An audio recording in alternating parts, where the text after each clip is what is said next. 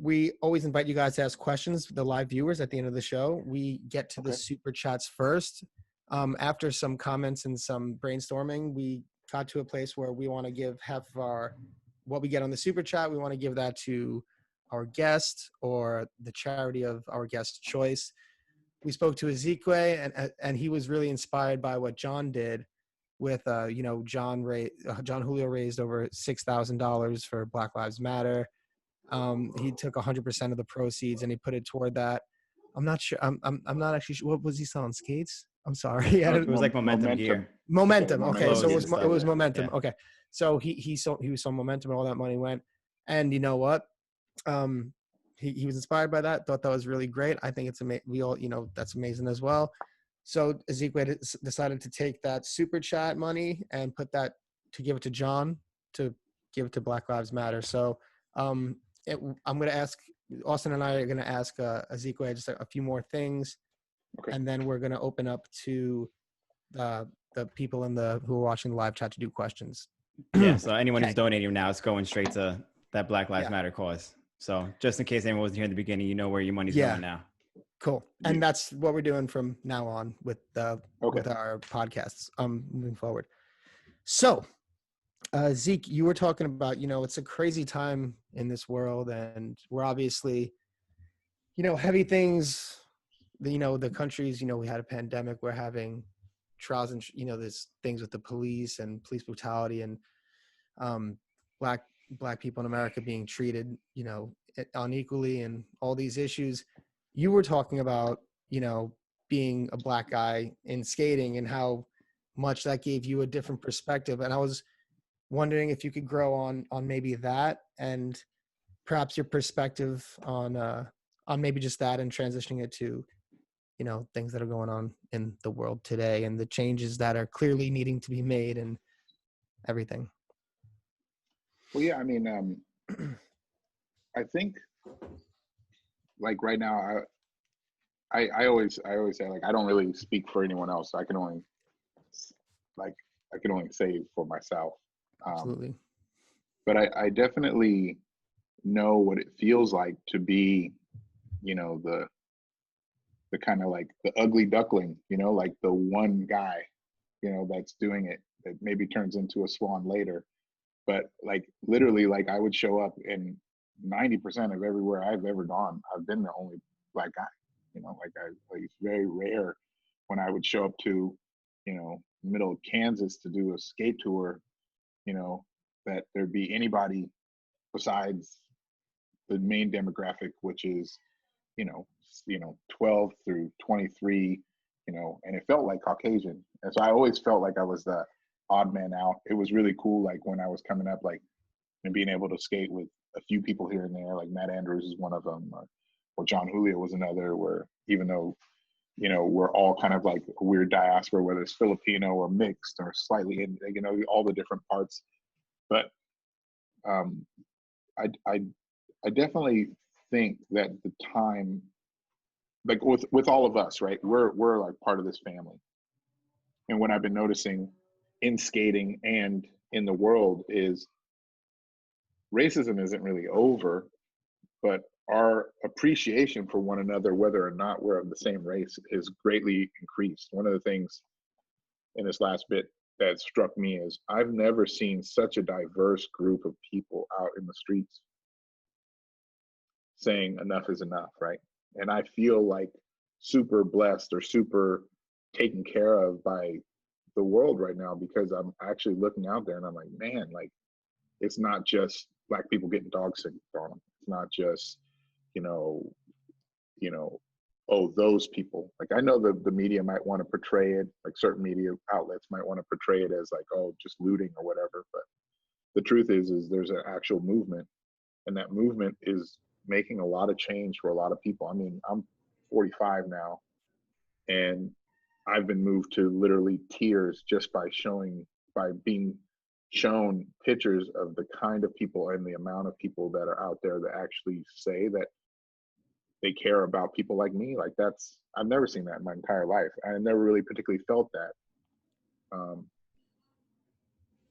That doesn't mean that white people or white cops or this or that. I just really think that it's a systematic kind of, when people look at me, what they see is what has been portrayed for a long time. Like people don't see, like, they don't see that I was an Eagle Scout. They don't see that I was, you know, that I'm CPR trained and that if you fell down, I'd be the first person to fix you up, right? They don't see that. They just see the boogeyman, right? And I think that's changing, whether it's culturally or just like love in general. I think a lot of people are out there that are just like, this shit is wrong and we can't have it. And I don't know how to particularly relate it back to my skating, besides being one of few. When I was really young, you know, like I wasn't black enough because, you know, I went to like, I was like one of the only black kids in school. So it's like, you know, like to all the white kids, I was really black, and to all, like, you know, to anybody that was black, they're like, oh, well, you wear Birkenstocks and you're into skating, so like you're not black enough. Like I didn't know what the fuck I was. So I kind of am in this weird middle land of like, I definitely have experienced all the things that people are talking about, all the way from cops standing on the back of my fucking neck for what I feel like is no apparent reason. To also feeling blessed to be a part of a sport that I was an oddity and that I was accepted. So like, you know, like I don't think a lot of people saw me as the black skater. The fact that I was 6'3" and had dreads made me an oddity, but it also helps people remember who I was. So I don't really see it as a full negative thing, but I definitely know that the world, our world in particular in the US, definitely needs to take a look at itself and do some repairing, you know, fix up some of these things that are long overdue. Absolutely. I mean, that's really well said. Yeah, we're definitely going through a time in the country where it just seems to, obviously there's been an issue in the country with all that stuff for a while, but it's just so obvious now. Everyone has cameras on their phone and it's in everyone's face. And, you know, it's, you know, you would think many people would be on the same page with it, but you know, it's good to see. So there's some obviously bad elements, but it's good to see so many people on the same page pushing toward something that's good. And you know, it seems like at least people are trying to, you know, I think it's obvious to a lot of people that changes need to be made for sure, and we're seeing the results of that now. Yeah, it's very powerful. That's the thing I think most that gets me is there's a lot of history and a lot of emotion, right? It's not something that is you can just bring up and talk in like really polite conversation normally. I mean, it's people are heated and people are rightfully so, they're hurt. And I think, you know, like if you were screaming to me like this something is really, really wrong, like how am I not gonna notice? How am I not gonna like care, right? Like the thing is if we care about each other and we really want to be the nation that we say we are, which is, you know, together we stand, divided we fall, all for one. You come here, you work hard, you can make your dreams happen. We can't have it both ways. You can't have these ideals and then shit on your people and pretend like, you know, it's rain or whatever, you know. So I think that's the part that is really got my heart strings going, is just the fact that I felt it and I know what it feels like, and I know that it's not just, you know, like when you talk to somebody about something, oh, you pull a race card, it's like you're not, you don't want to get it, right? It's not even like you want to have a conversation, you just don't want to get it, and that's your prerogative. But as long as we have people that are literally saying like what your experience doesn't matter or what you experience isn't real, like that's the part that's just so odd. Like, you know, if you said my hair is on fire and I'm like, well, I don't see it, it's like, what? It's like, yeah, I'm on fire, dude, help. Yeah, help. Yeah. So yeah, I know there's a bigger picture here, but I'm happy you started kind of getting into this in the beginning too. Like, I'm happy to be a part of a sport in a community where all races are welcome, and no matter like what color your skin is, no one notices you for that for the most part. And we're such a diverse sport and community that no matter what event or anything we go to, everyone is always welcome. And like going through all this stuff that's been happening the past couple of weeks makes me more and more proud of what we are and what we do and what we stand for. I mean, the reality is we champion diversity in style and dress. I mean, like, if you look just like all your homies, it's like, we're a sport that is all about style. We're a sport that's all about your own creativity. Nobody wants to say, oh, you skate exactly like that other guy.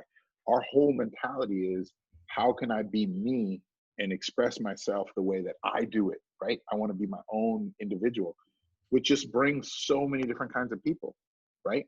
I mean, we have Ato and Takeshi Yasutoko, and then we've got Charles Dunkel, and then we've got, Joe Atkinson. Like, I mean, like, you put those people anywhere in the world all together, they're so different, and yet they all love the same thing. And when we're all together, we're so stoked on each other. We are what America should be to a large degree, right? Accepting and hopefully, there for one another. I feel like you guys are my family, right? Like, all the way across the board. Like I don't have more in common with anyone else. And we're from completely different places. But when we walk by rail, we all go, oh shit, we're sick over there. Yeah. Like, even this day, I haven't hit a rail in a long time, and I'm like, oh, that I gotta remember where that is in case it's be there forever.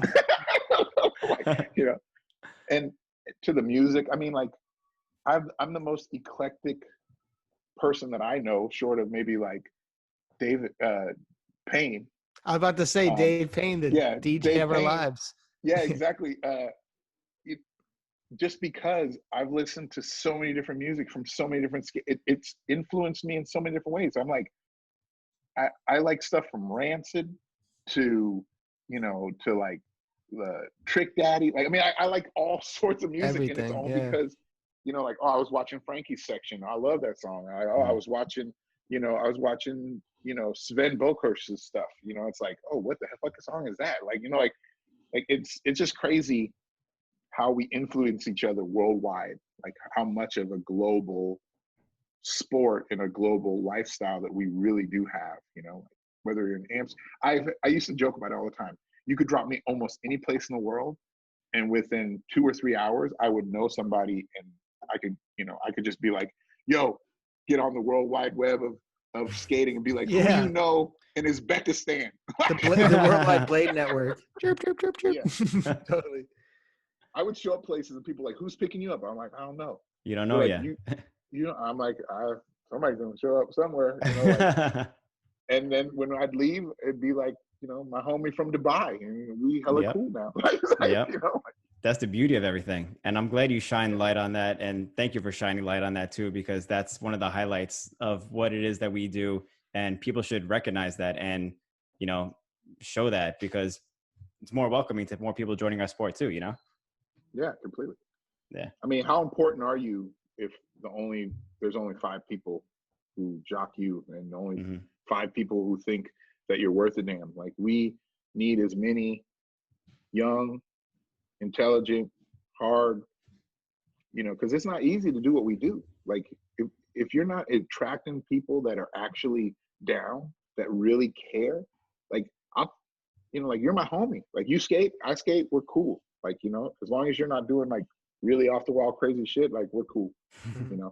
Every once in a while I'd be like, ooh, I can hang out with this bro. There's a few bad seeds in there. That happens once in a while. But every once in a while I'm kind of like, woo wee. Put him in the bow category. I would just leave that. I would just leave that. We won't open up that can of worms. But I want to say real quick, thank you for your perspective on that. I know there's so much more to talk about, and I mean, I agree with you. I think blading is definitely something that should be a good example to people in the rest of America. Be accepting, be open, listen, be a friend, be a human. And And I would like to see things go in that direction. So hopefully it is. But I'm glad that these issues are being addressed. And I just want to say thank you for coming on. And even though we didn't speak much about it, I mean, we got some questions, so maybe some more in the question section. But Yeah. I appreciate you coming on to address that.